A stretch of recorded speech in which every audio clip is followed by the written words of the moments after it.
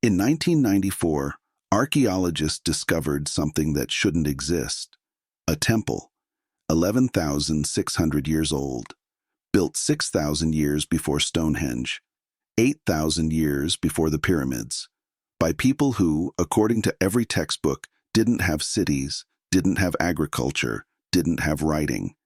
Yet somehow, they moved 20-ton stones with surgical precision and encoded astronomical knowledge that would take civilizations millennia to rediscover. There are places on Earth where memory refuses to die, where the stones themselves seem to whisper truths that time has tried desperately to bury. Göbekli Tepe is one of them, standing here, beneath the same sky that ancient hands once gazed upon. I find myself confronting a question that archaeology has struggled to answer. What if civilization did not begin but return? The wind moves differently here. It carries something heavier than dust, perhaps the weight of knowledge that has been waiting 11,600 years to be remembered.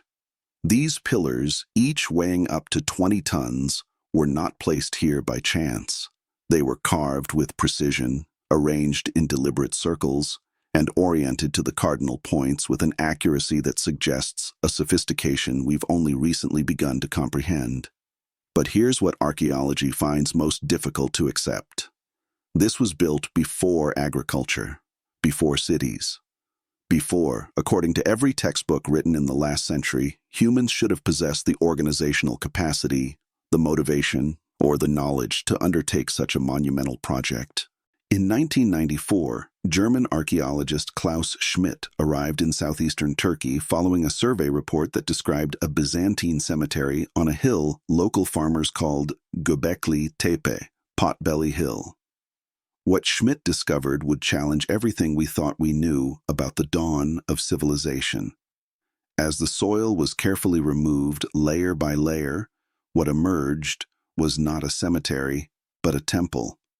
Not Byzantine, but something far older. Carbon-14 dating placed the lowest layers at 9,600 years before the Common Era, 11,600 years ago. To put this in perspective, these stones were already ancient when the pyramids of Egypt were built. They predate Stonehenge by 6,000 years.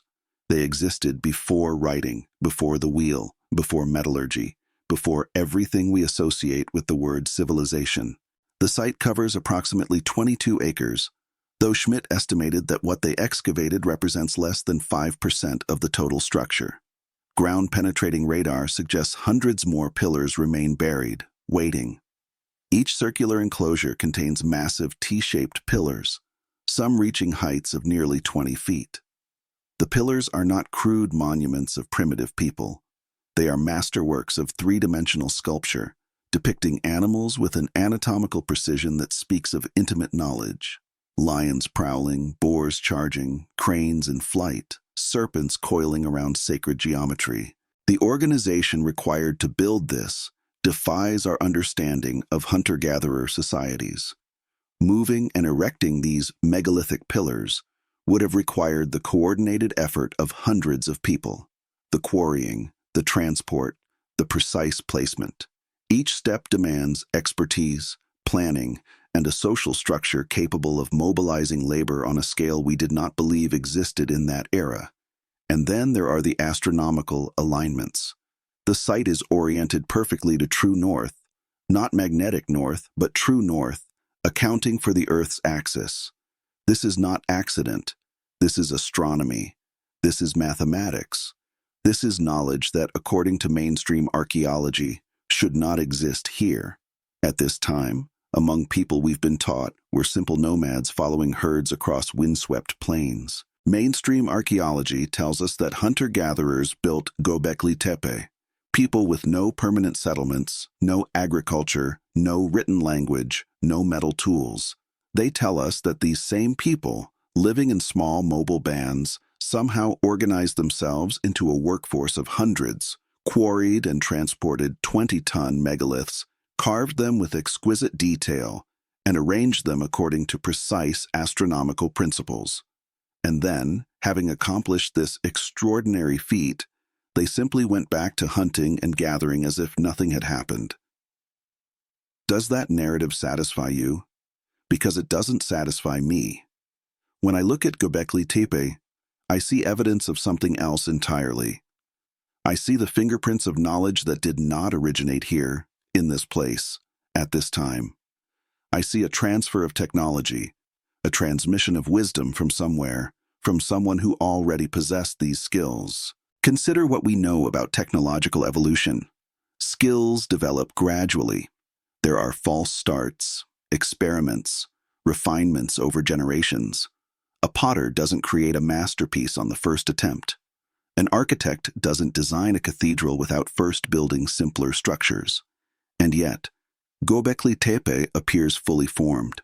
There is no archaeological evidence of earlier, cruder attempts, no practice runs, no evolutionary pathway that leads to this level of sophistication. Klaus Schmidt himself called this site a center of innovation, a place where agriculture was born, where civilization first took root. But what if it wasn't innovation we're seeing? What if it was remembrance?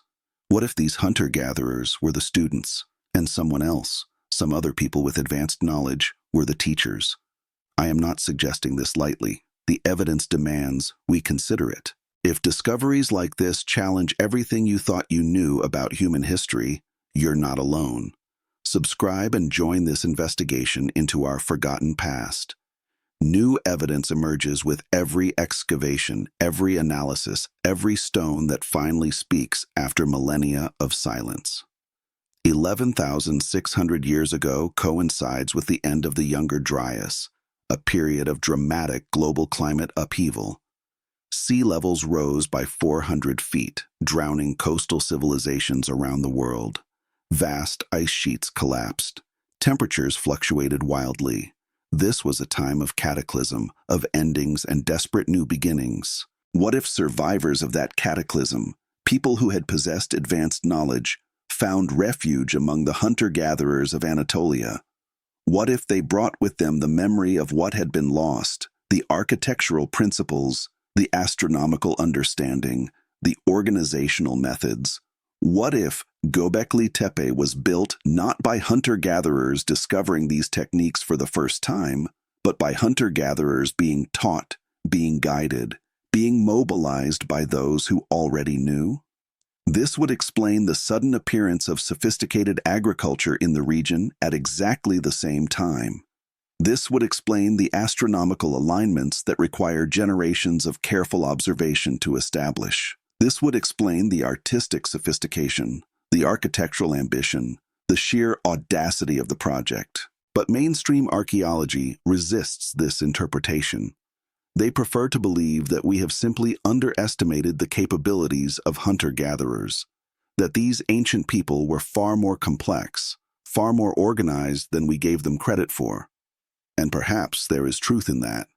Perhaps we have been too quick to condescend to the ancients, too eager to see them as primitive. Yet the question remains, where did they practice? Where are the earlier, simpler versions? Where is the learning curve? Pillar 43 in Enclosure D offers another layer to this mystery.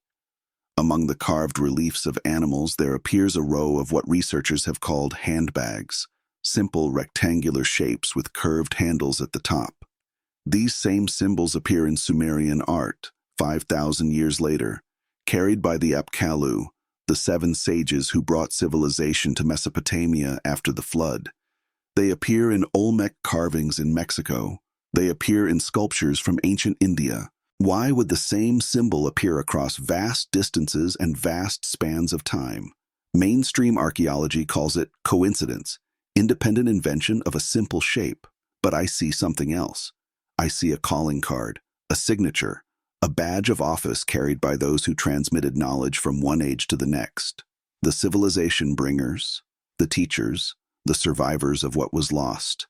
The pillars of Göbekli Tepe are covered in animals, not random animals, but specific species arranged in specific patterns. Recent research has suggested these carvings may represent constellations, a star map carved in stone. The vulture with the sun above its wing may depict the winter solstice in a particular era. The scorpion may represent Scorpio. The snake and bird may be serpens and Ophiuchus. If this interpretation is correct, then these pillars are not merely art. They are a message, a time capsule, a record of astronomical knowledge that required centuries of careful observation to obtain. They are evidence of minds that understood the cosmos, that tracked the slow dance of the stars through the precession of the equinoxes. The precession of the equinoxes is a cycle that takes 25,920 years to complete. To understand it, to measure it, requires multi-generational observation and record-keeping. It requires an institutional memory that survives the deaths of individual observers. It requires, in short, civilization. And yet, here it is, coded into the stones of Göbekli Tepe, 11,600 years ago, when civilization was not supposed to exist. But there is more to this mystery.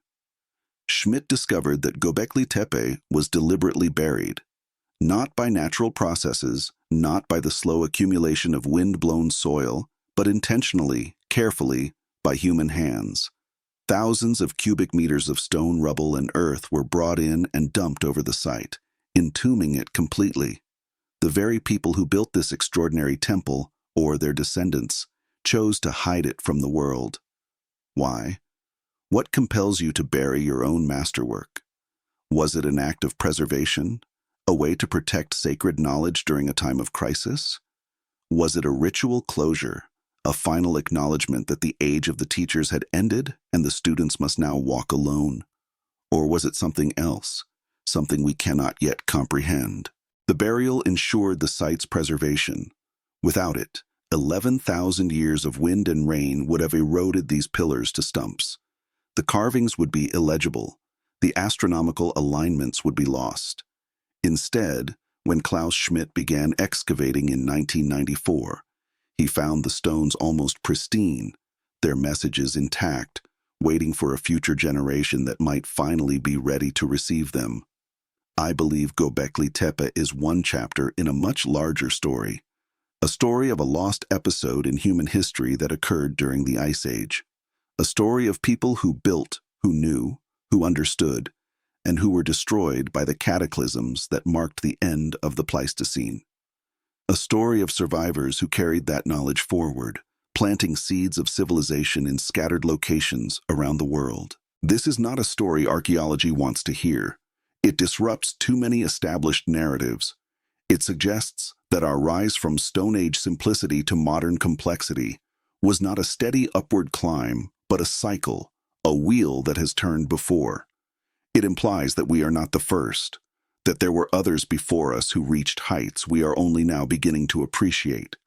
It forces us to confront the possibility that we are a species with amnesia, that we have forgotten something vital about who we are and where we come from. But the stones remember. The pillars of Göbekli Tepe stand as witnesses to a truth that was almost lost. They speak of hands that carved with purpose, of minds that understood the stars, of hearts that revered something greater than mere survival. In this investigation, I have argued that Göbekli Tepe represents not the beginning of civilization, but the continuation of something older, something that was interrupted but not entirely erased. I have argued that the sophistication we see here did not spring fully formed from the minds of hunter-gatherers, but was transmitted, taught, preserved by those who carried the memory of what came before. The archaeological establishment attempts to dismiss these ideas, saying, "No, there is no evidence of any prior civilization. These are natural developments. This is simply what humans do when conditions are right."